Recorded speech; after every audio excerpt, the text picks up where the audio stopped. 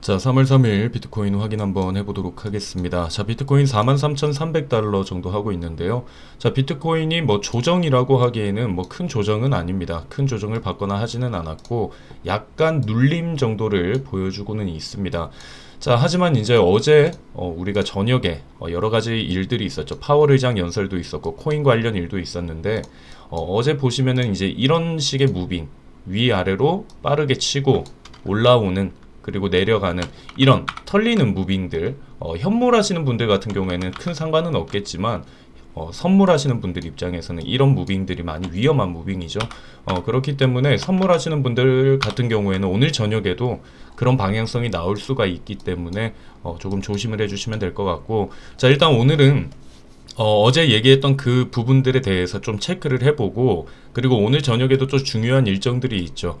그런 부분들에 대해서 살펴보고, 그리고 제가 어제 영상에서 말씀드렸던 가장 걱정을 하는 부분이 지금 있다고 얘기를 했었는데, 이 부분이 실제로 지금 일어나고 있거든요. 그래서 이 부분 다시 한번 좀 체크를 하면서 여러분들이 조심해야 되는 이유에 대해서 다시 한번 이야기를 좀 드려보도록 할게요. 자, 일단 어제 영상을 우리가 잠깐만 확인을 해보도록 할게요. 여기에서 다시 한번 지지를 받지 않고 지금 계속해서 치고 올라왔죠. 여기에서 이런 식으로 지지를 받지 않고 올라왔기 때문에 여기에서 다시 한번 지지를 받으면서 여기에서 이렇게 끌고 올라가는 이런 그림이 나올 수가 있기 때문에 지금 좀 애매하긴 합니다. 그래서 나중에 바닥을 잡으려면 한 40K 구간 오면은 이제 다시 한번 또 매수 진행을 하겠죠.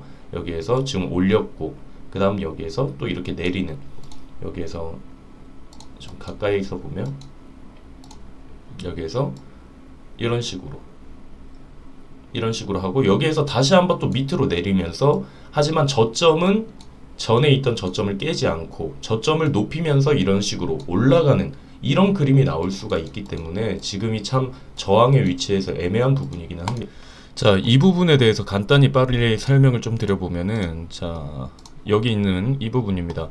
자, 여기에서 1, 2, 3 이렇게 카운팅이 나오고, 여기에서 1, 2, 3, 그 다음에 1, 2, 3 이런 식으로 다시 한번 조정이 나올 수가 있다, 이런 부분에 대해서 이야기를 했는데, 여기에서 중요한 포인트는 이거예요. 여기에서 아까도 마지막에 말씀드렸던 것처럼 여기 있는 추세 라인, 이 저점을 깨면 안 돼요. 저점을 높여가는 게 포인트예요. 여기에서 이런 식으로 끌고 올라가고, 여기 저점 라인에서 이 저점을 위로 높여가면서, 이게 중요한 포인트거든요. 그래서 이런 식으로 여기 초록색 라인이 있다면 여기에서 1, 2, 3 치고 1, 2, 3, 그 다음에 1, 2, 3 만약에 떨어진다라고 해도 여기 한 38K 라인은 지켜줘야 됩니다. 이런 식으로 카운팅이 나올 수가 있기 때문에 어제 일단 저항에 많이 위치를 하고 있다라고 했죠. 그렇기 때문에 이 저항 위치에 있기 때문에 잠깐의 약조정이 올 수도 있을 것 같았어요. 그래서 여기에서 다시 한번 반등 주는 척 하다가 다시 한번 또 밑으로 이렇게 떨어지는 그림이 나올 수가 있거든요. 이렇게 100% 나온다가 아니라. 근데 여기에서 중요한 게 이 저점 라인들이 깨지면 진짜 그때 너무 위험한 거예요.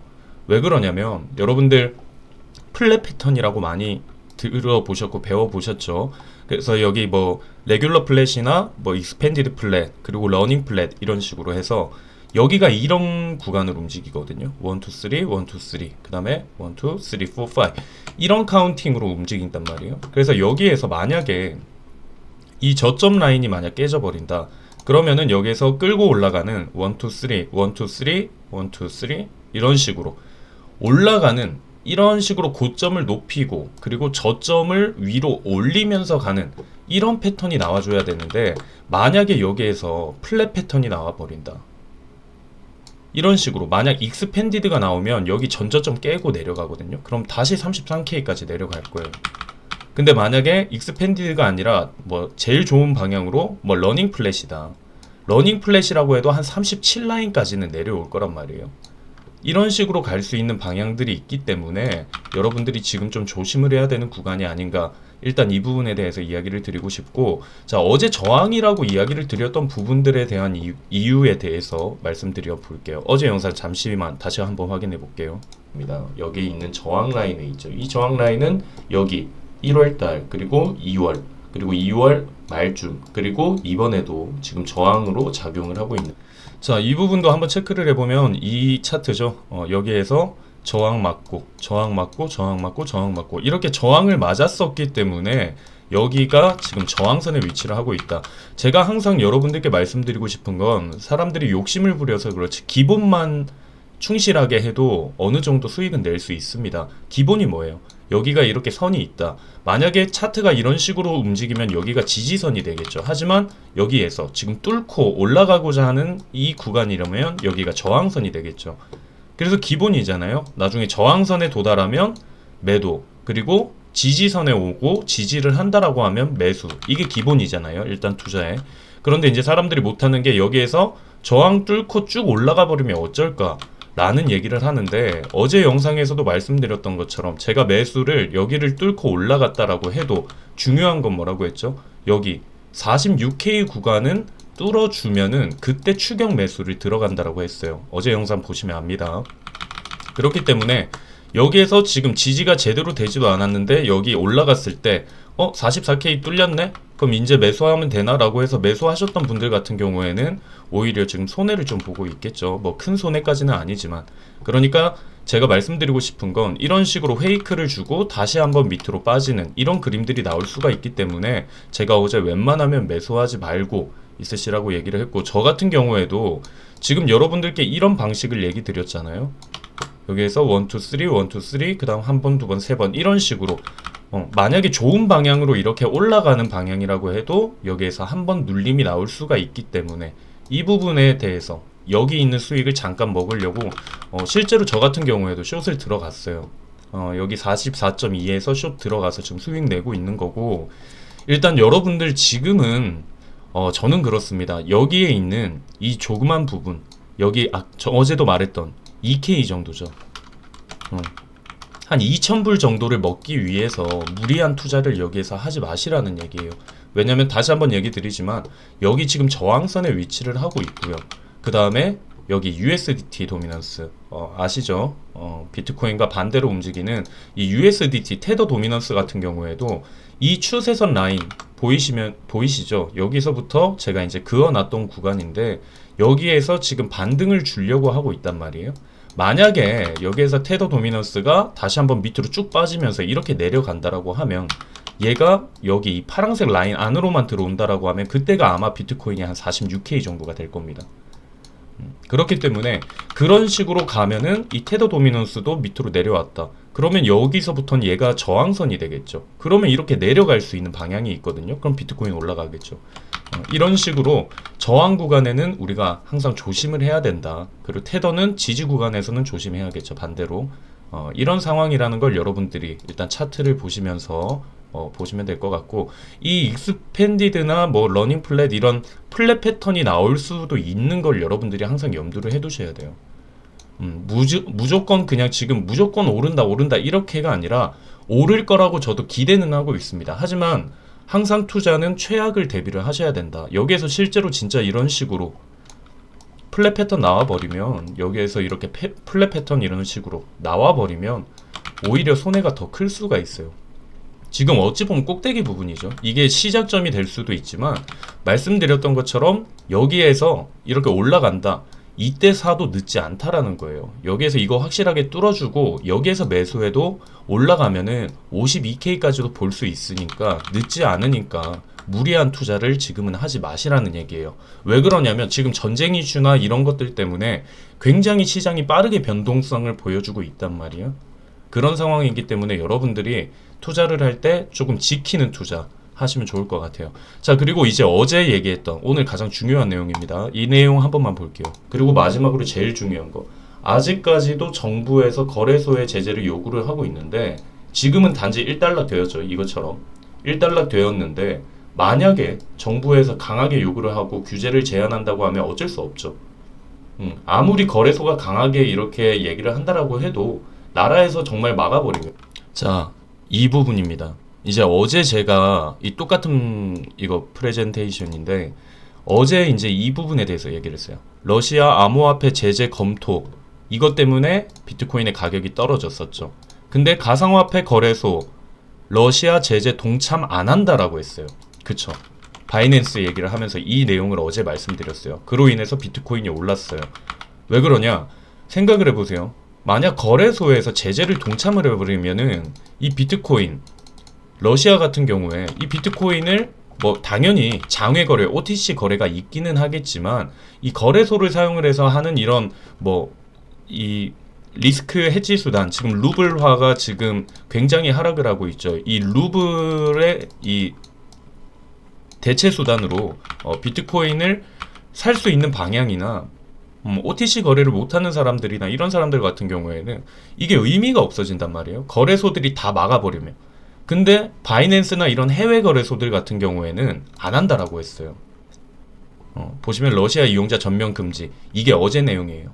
근데 중요한 거는 이렇게 만약에 나라에서 이런 식으로 규제를, 제재를 요구를 해서 지금은 일단락 됐는 게 이제 어제 내용이죠. 하지만 강하게 요구를 해서 규제를 제한한다라고 하면 어떻게 되나? 블록체인의 기반 자체가 깨진다. 블록체인의 기반이 뭐라 했죠? 중앙금융기관의 통제가 아닌 탈중앙화. 이게 팩트. 그쵸? 자, 그런데 지금 상황을, 그래서 오늘 상황을 살펴봅시다. 오늘 상황을 보면 이 내용이에요. 바이낸스 CEO 러시아 제재 국제 규정을 따를 것이다. 어제까지만 해도 거래소 제재를 안 한다라고 했어요. 근데 지금 여기 있는 이 뉴스 기사가, 자, 어제도 바이낸스에서는 하겠다라고 한 건 뭐냐면 특정 인물들, 러시아의 특정 제재 인물들은 제한을 하겠다.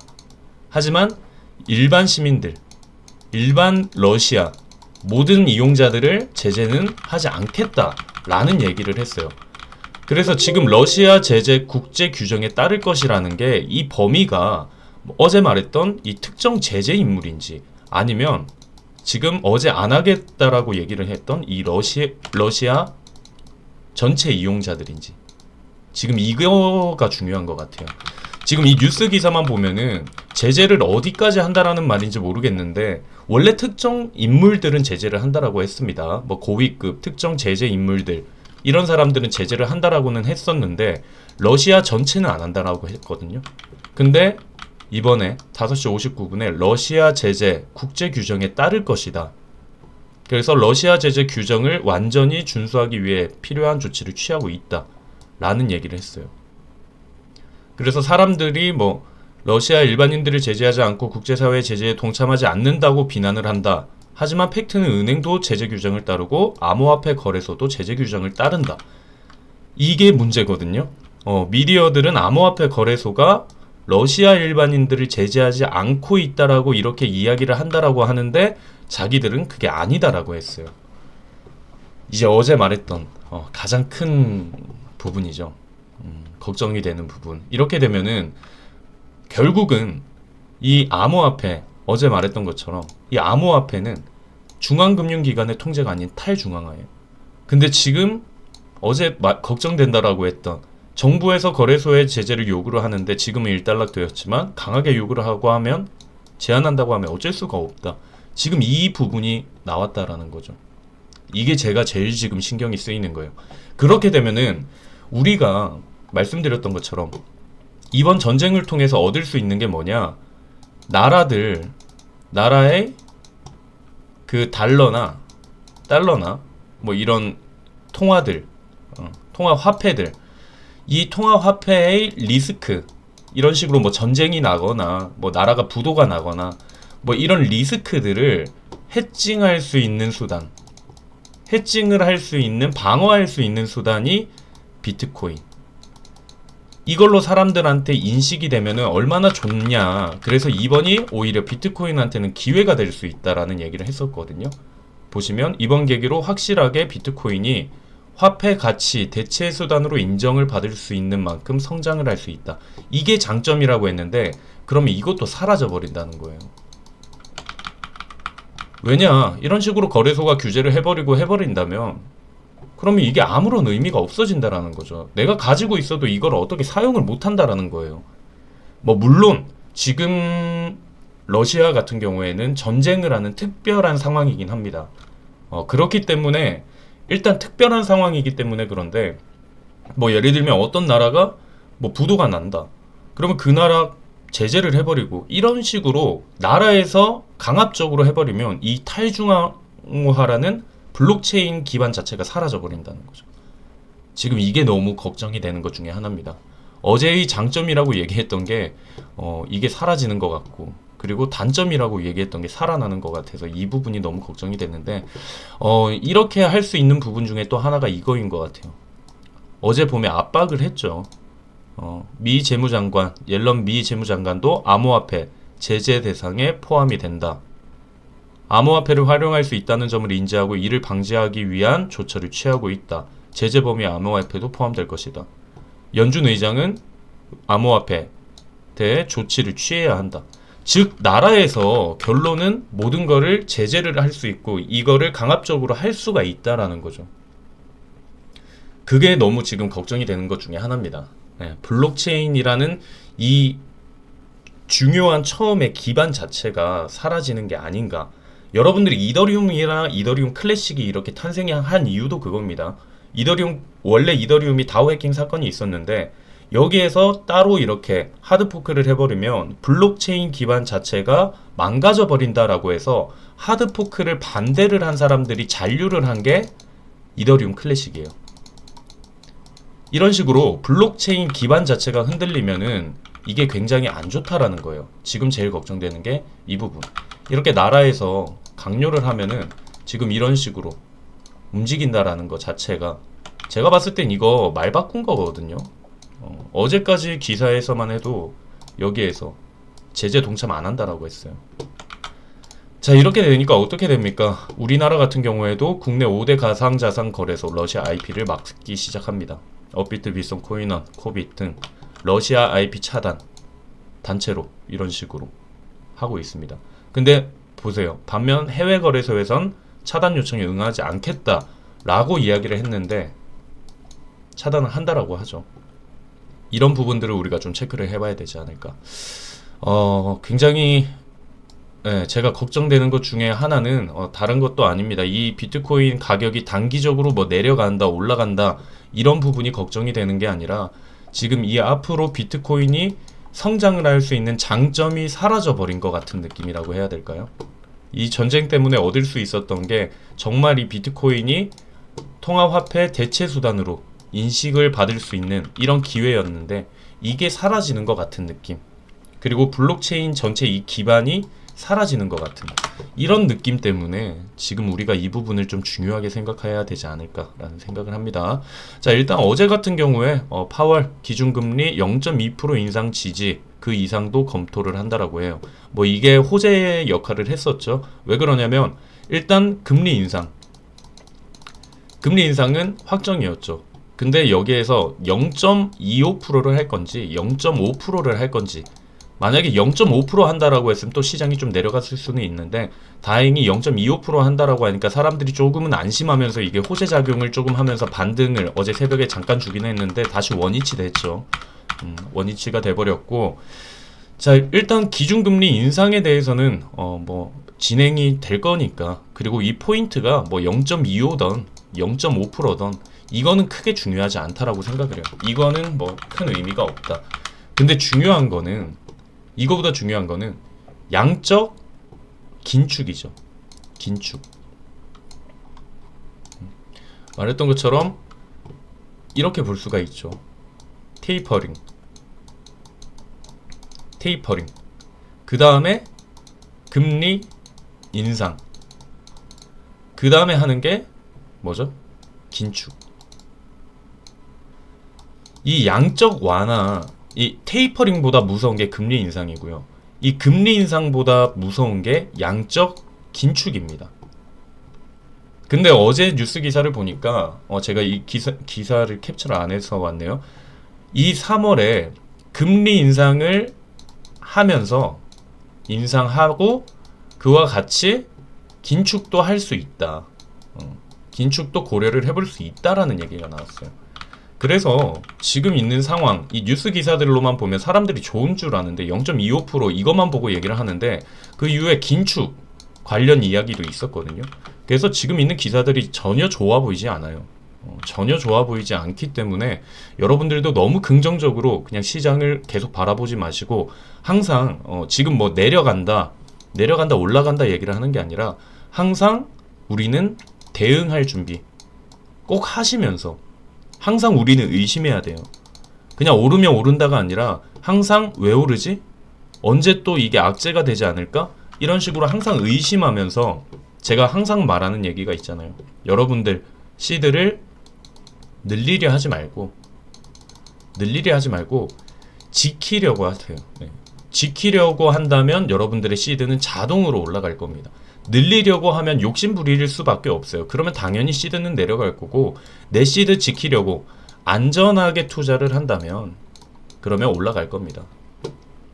그렇기 때문에 여러분들이 항상 의심하고, 그리고 무리한 자리, 여러분들 말하는 포모, 저는 포모 이거를 그냥 쉽게 말해서 욕심이라고밖에 얘기 안 해요. 포모 겪지 말고 우리는 좋은 자리 찾아서 조금 시장이 안정화될 때 그때 움직이시면 될 것 같아요. 그래서 저 같은 경우에는 지금 포지션 없습니다. 현물 같은 경우에 현물은 여기에서 정리 어느 정도 다 했습니다. 다 했고 일부 한 30% 정도만 남겨놨어요. 그리고 나중에 또 매수 자리 잡으려고 지금 기다리고 있고요. 포지션은 어제 말했던 아까 말했던 그냥 숏 포지션 지금 불안하거든요.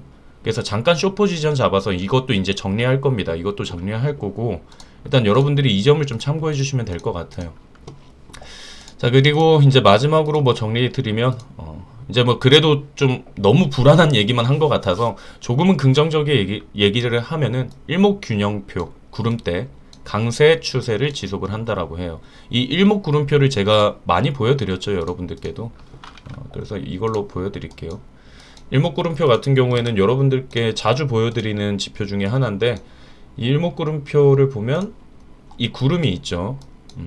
이 구름이 있는데 이 구름의 윗부분으로 올라갈 때가 상승장이에요. 그리고 여기 보시면 이때 5월 부처빗 맞을 때도 여기에서 이 구름이 깨지는가 싶었죠. 깨지면서 다시 올라갔는데 확실하게 뚫지 못하고 이 구름이 깨지면서 강하게 밑으로 빠지는 걸 볼 수가 있었어요. 그리고 그때부터 여기 있는 빨간색 구름 보이시죠? 이 빨간색 부분의 밑부분으로 이렇게 움직인다면 이거는 좋지 않은 그림이에요. 하락장이라는 거죠. 그리고 7월 같은 경우에도 말씀드렸던 것처럼 여기에 있는 구름을 돌파를 하고 이제 이 초록색 라인으로 계속해서 이어져 올라가는 이런 상승장의 모습을 보였고, 지금 같은 경우에는 어때요? 지금 같은 경우에는 여기 이때 12월 3일이죠. 제가 54K 데드라인이라고 이야기를 했었던 이유도 그거예요. 여기 보시면 이게 54K 라인이에요.